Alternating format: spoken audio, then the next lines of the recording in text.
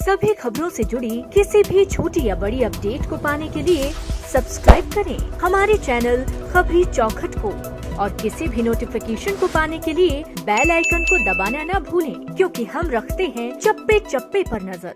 एक समय में हमारी दुनिया में डायनासोर का राज था। वे चलते थे जहां हम चल रहे हैं, इसी हवा में सांसें ली, इसी धरती पर लड़ाइयां लड़ी। लेकिन पृथ्वी पर मानव की उत्पत्ति कब और कैसे हुई, ये अपने आप में सोचने की बात है। बड़े विचित्र डायनासोर ने करीब 14 करोड़ सालों तक इस धरती पर राज किया। डायनासोर की कई हजार प्रजातियां थी। इनमें से कई शाकाहारी थी तो कई मांसाहारी थी। कुछ डायनासोर बहुत शांत स्वभाव के थे तो कुछ डायनासोर बहुत ही हिंसक और खतरनाक थे। ये उस समय के सबसे सफल जीव थे। लेकिन फिर अचानक ऐसा क्या हुआ, वह कौन सी घटना थी जिसने इनका नामो निशान ही मिटा दिया। आइए जानते हैं पृथ्वी पर मानव का जन्म कब हुआ। इसे जानने के लिए हमें करोड़ों साल पीछे जाना होगा और डायनासोर के उस अंतिम दिन को करीब से देखना होगा। तो आइए चलते हैं आज से 65 मिलियन साल यानी कि 6 करोड़ 50 लाख साल पीछे। आज से लगभग 6.5 करोड़ साल पहले धरती पर मौसम सामान्य था। चारों ओर सूरज की रोशनी बिखरी हुई थी। लंबे लंबे पेड़ों से टकराती समुद्र की ठंडी हवाएं और चारों तरफ डायनासोर के चिल्लाने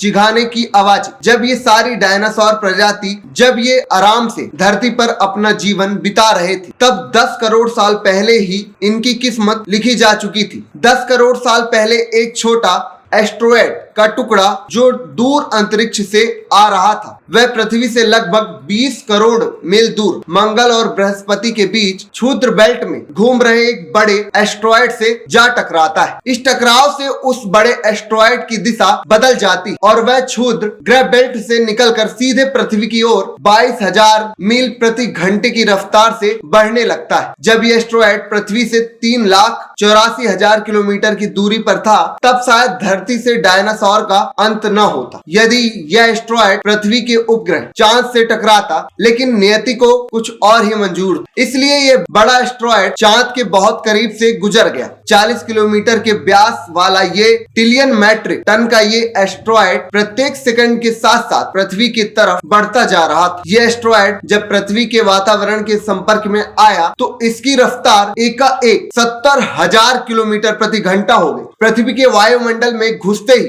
घर्षण की वजह से यह एक भयानक आग के गोले में बदल गया।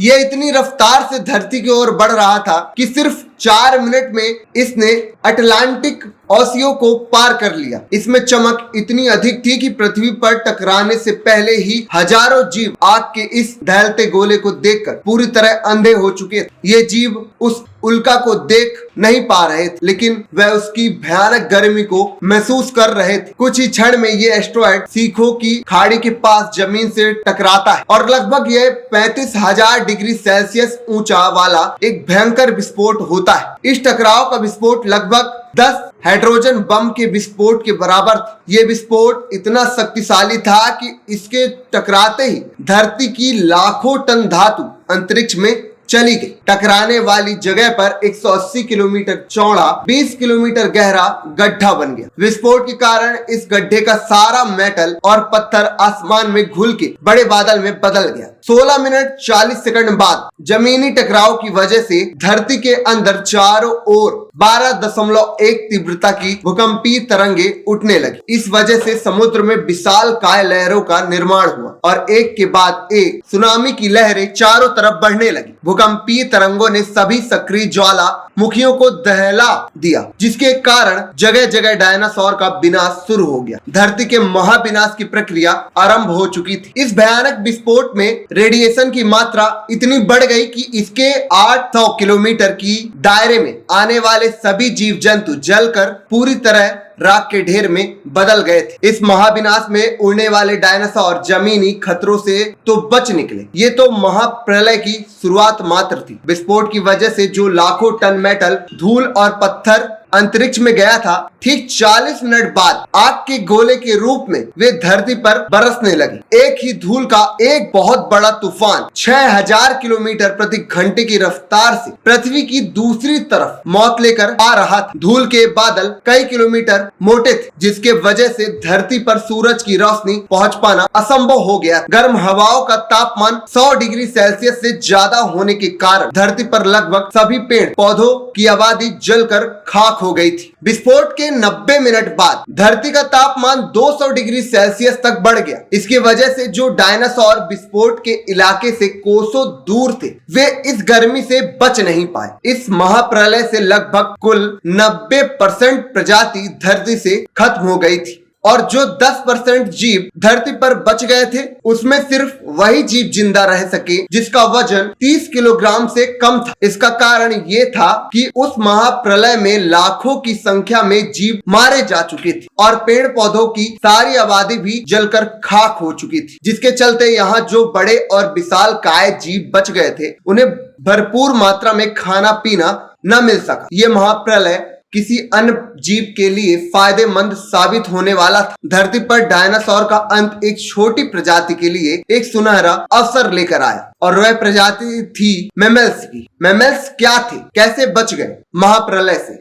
आज से करीब 40 लाख साल पहले अफ्रीका के पूर्वी इलाके में एक नए पर्वत श्रृंखला का निर्माण हुआ। ईस्ट अफ्रीकन रिफ्ट वैली, ये पर्वत यहाँ आने वाले मौसमी हवाओं के लिए एक अवरोध बन गई थी और इस वजह से यहाँ के जंगलों में बारिश आनी बंद हो गई। यही इसी जंगल में रहते थे एप्स। ये पेड़ के ऊपर रहते थे जहाँ उनको खाने की कोई कमी नहीं थी। इस वजह से ये हमेशा पेड़ों पर ही रहते थे। लेकिन अब यहाँ समय के साथ साथ सूखा पड़ने लगा। बिना बारिश के जंगल पूरी तरह साफ हो गए। एप्स के लिए खाने की समस्या उत्पन्न हो गई। खाने की तलाश में इन्होंने पेड़ों से उतरने का निर्णय लिया। ये हमारे पूर्वज थे जिन्होंने बहुत बड़ा निर्णय लिया था। इसका दिमाग एक संतरे जितना बड़ा था और आकार में 4 फीट लंबे होते थे। कई हजारों सालों के विकास करने के बाद हमारे पूर्वज अब 2 पैरों पर चलने लगे। इससे ऊर्जा कम खर्च होती थी और ये चलते हुए भी खा सकते थे। अब इनका दिमाग भी तेजी से बढ़ रहा था। ये धीरे धीरे होशियार बन रहे थे। समय के साथ साथ विकास की प्रक्रिया चलती रही। हमारे पूर्वज धीरे धीरे विकसित होने लगे और इनका दिमाग भी धीरे धीरे बड़ा होने लगा। समय के साथ साथ इन्होंने पत्थरों से हथियार बनाना सीख लिया। अब शिकार करना काफी आसान हो गया था। समय के बीतने के साथ साथ हमारे पूर्वज ने आग को काबू करना सीख लिया। आग की खोज हमारे पूर्वजों के लिए सबसे बड़ी खोज थी। यह उन्हें गर्मी, रोशनी और अंधेरों में सुरक्षा देती थी और उसी वजह से अब परिवार भी बनने लगा। हमारे पूर्वज अब साथ साथ रहने लगे। आग में पका मांस चबाने में कम ऊर्जा खत्म होती थी और इसी वजह से ये ऊर्जा अब उनके दिमाग में खर्च होने लगी। हमारे पूर्वजों का दिमाग अब काफी बड़ा हो चुका था। खबरी चौखट की रिपोर्ट।